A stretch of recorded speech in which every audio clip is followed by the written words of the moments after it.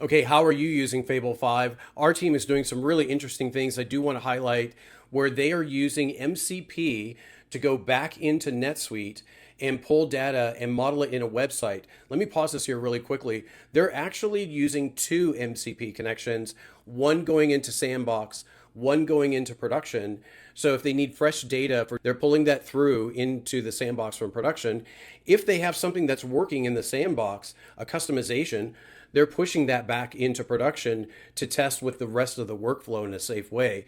So really ingenious way of using two MCP connections as a pipeline, not so much for just pulling data. So the MCP brought that data in, you can see over here, and then it's putting it into a web page.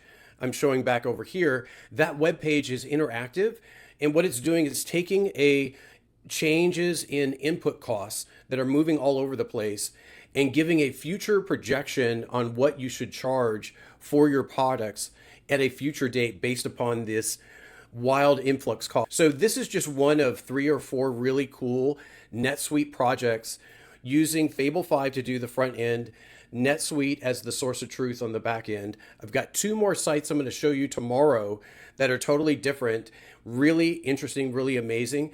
But this is how we're burning our tokens. Have a great day.